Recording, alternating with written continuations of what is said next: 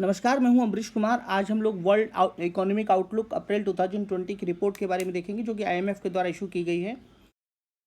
देखिए, अब हम लोग जो है आईएमएफ को एट ए ग्लांस में देखेंगे। तो आईएमएफ के बारे में अगर आप देखेंगे तो आईएमएफ का जो इस्टेब्लिशमेंट हुआ था 1944 में हुआ था, और ये United Nations Bretton Woods conference in New Hampshire US में हुआ था। इसका भारत मेंबर है। इसमें भारत जो है 1945 में भारत इसका मेंबर बना था। और आप देखेंगे कि आगे इसके जो फैक्ट्स हैं 1944 में, जैसे मैंने बताया कि इसका इस्टेब्लिशमेंट हुआ, इसके करंट मेंबर 189 कंट्रीज़ हैं। मेंबरशिप के बारे में आपको बता चुका हूँ। हेड क्वार्टर इसका वाशिंगटन डीसी में है, ठीक है। और इसके बारे में एक क्वेश्चन पूछा जाता है एसडीआर मतलब होता है स्पेशल ड्राइंग राइट्स। ये जो है एक तरीके से आईएमएफ की करेंसी है, राइट। तो इसको आप ध्यान रखिएगा, इसके ऊपर यूपीएससी में क्वेश्चन पूछा जाता है।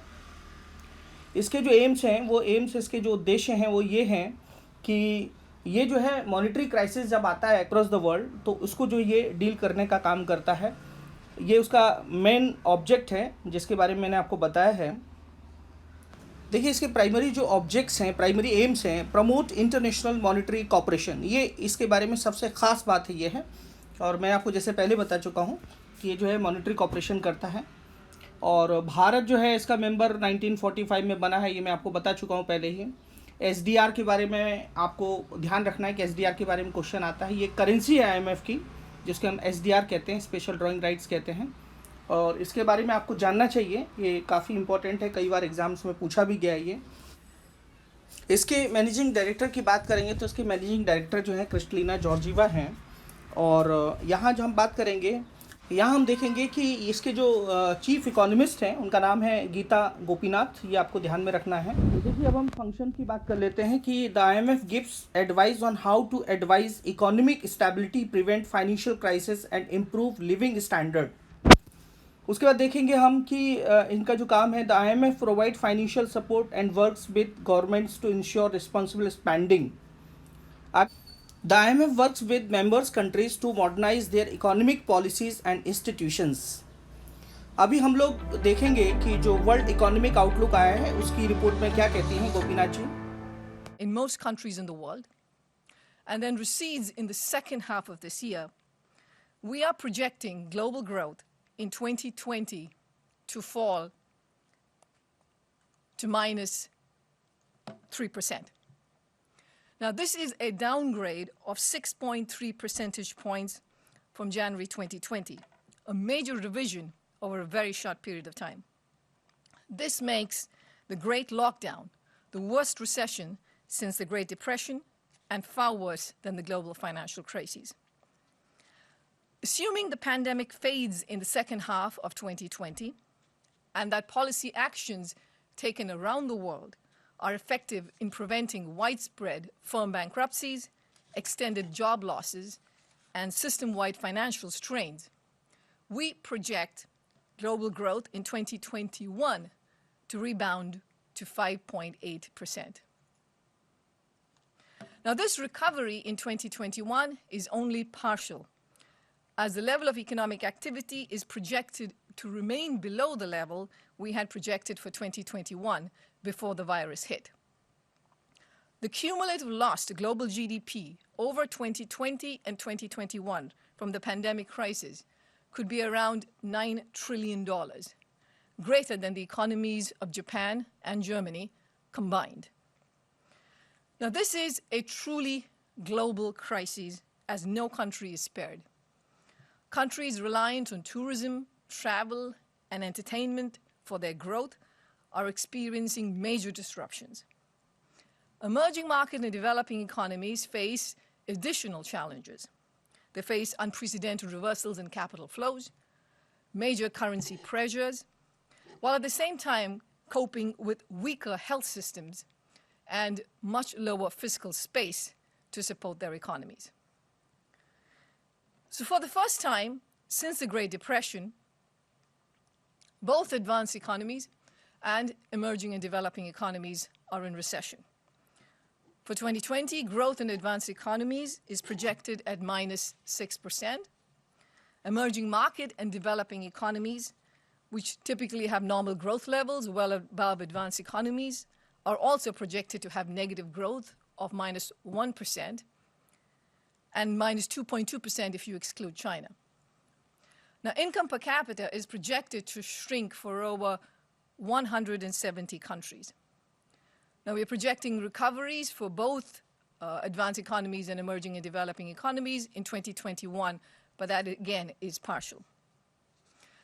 Now, what I have described is a baseline scenario, but given the extreme uncertainty around the duration and intensity of the health crises, we also explore alternative, more adverse scenarios. The pandemic may not recede in the second half of this year, leading to longer containment periods, worsening financial conditions, and further breakdowns in global supply chains. In such cases, global GDP will fall even further by an additional 3% in 2020. And if the health crisis rolls over into 2021, it can reduce the level of global GDP by an additional 8% compared to the baseline. Now, moving on to what are the important policy actions the countries need to take. Firstly, on the health front, flattening the spread of COVID-19 using lockdowns allows health systems to cope with this crisis, which then permits a resumption of economic activity. In this sense, there is no trade-off between saving lives and saving livelihoods. Countries should continue to generously support their health systems, perform widespread testing, and refrain from trade restrictions on medical supplies. A global effort must ensure that when therapies and vaccines are developed, both rich and poor nations alike have immediate access. Now, while the economy isn't shut down, policymakers will need to ensure that people are able to meet their basic needs and that businesses can pick up once the acute phases of the pandemic pass. The large, timely, and targeted fiscal, monetary, and financial policies already taken by many policymakers have been lifelines to households and businesses. This support should continue throughout the containment phase to minimize persistent scars that could emerge from subdued investment and job losses during this deep recession. Policymakers must also plan for the recovery. As containment measures come off, policies should shift swiftly to supporting demand, incentivizing firm hiring, and repairing balance sheets on private and public sectors to aid the recovery. Now, fiscal stimulus that is coordinated across countries that have fiscal space will magnify the benefits for all economies. Now, moratoria on debt payments and debt restructuring may need to be continued during the recovery phase. Now, multilateral cooperation is vital to the health of the global recovery. To support needed spending in developing countries, bilateral creditors and international financial institutions should provide concessional financing, grants, and debt relief. Collaborative effort is needed to ensure that the world does not deglobalize, so that the recovery is not damaged by further losses to productivity. At the International Monetary Fund, we are doing our part. We are actively deploying our $1 trillion lending capacity to support vulnerable countries, including through rapid dispersing emergency financing and debt service relief to our poorest member countries. And we are calling on official creditors to do the same. Now, there are some hopeful signs that this health crisis will end. Countries are succeeding in containing the virus using social distancing practices, testing, and contact tracing, at least for now. And treatments and vaccines may develop sooner than we expect. But in the meantime, we face tremendous uncertainty around what comes next. Commensurate with the scale and speed of the crises, domestic and international policy responses need to be large, rapidly deployed, and speedily recalibrated as new data becomes available. तो देखिए हम लोग जो है growth projections की बात करते हैं तो ग्लोबल जो इकोनॉमी है वो नेगेटिव में जाने वाली है -3.0। उसी तरीके से एडवांस इकोनॉमीज -6.1। उसी तरीके से अगर हम डेवलपिंग इकोनॉमी की बात करेंगे तो -1.0 की हम बात कर रहे हैं। यहाँ पे 2020 की बात है ये। अगर हम ग्लोबल इकोनॉमी को प्रोजेक्टेड कर रहे हैं कि कितना श्रिंक होगी तो वो -3.0 है, ये आप याद रखिएगा। यूएस की बात करते हैं तो यूएस -5.9% है जीडीपी ग्रोथ रेट, इसका कम होगा। चाइना की बात करते हैं तो 1.2 है और ये जो है 2020 में प्रोजेक्ट किया गया है। यूरोपीय यूनियन की बात करते हैं तो -7.1 है जो कि 2020 में इसको प्रोजेक्ट किया गया है। उसके बाद इंडिया की बात करते हैं, अगर हम इंडिया की बात करते हैं 1.9 है जिसको प्रोजेक्ट किया गया है। और अगर हम अफ्रीका की बात करते हैं तो -1.6 जो है % जो है इसको प्रोजेक्ट किया गया है।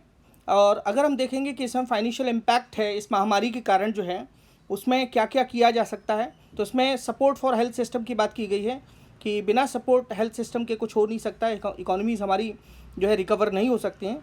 और हमें direct payments to the families को देना चाहिए, जैसे भारत में बात की गई है यूनिवर्सल बेसिक इनकम। इसी तरीके से शॉर्ट टर्म लोन भी देने चाहिए बिजनेस के लिए, ये भी बात की गई है, क्योंकि लोगों की रोज़गार बने रहें, लोगों का जीवन यापन ठीक से बना रहे, राइट। इसके लिए जो है IMF ने बात की गई है कि इसकी 2021 में हम कैसे रिकवरी कर सकते हैं, ये चर्चा जो है इसमें की गई है। और ये जो कोरोना वायरस की लड़ाई है ये इंटरनेशनल है, ये अंतर्राष्ट्रीय है, इसके लिए कोई बॉर्डर नहीं है, इसके बॉर्डर हम नहीं देख सकते हैं। और IMF जो हेल्प करने के लिए तैयार है, वो सभी इकोनॉमीज़ को उसमें बात की गई है, 1 ट्रिलियन जो है डॉलर की बात की गई है। और इसी से इकोनॉमी में जो है स्टेबलाइज इकोनॉमीज़ होंगी, ये बताया गया इसमें IMF की रिपोर्ट में। और हेल्थ सिस्टम को सपोर्ट करना पड़ेगा, ये भी इसमें कहा गया है। और आप देख सकते हैं कि इस समय पूरी जो अर्थव्यवस्था है पूरे विश्व की वो बहुत चरमराई हुई है, बहुत क्राइसिस में है इस समय। जैसे कि मैं आपको पहले ही बता चुका हूँ कि US और अफ्रीका, लैटिन अमेरिका के क्या स्टेटस है, ये एट ए ग्लांस में दिया गया है इसमें। IMF एक और रिपोर्ट जारी करता है, ग्लोबल फाइनेंशियल स्टेबिलिटी रिपोर्ट।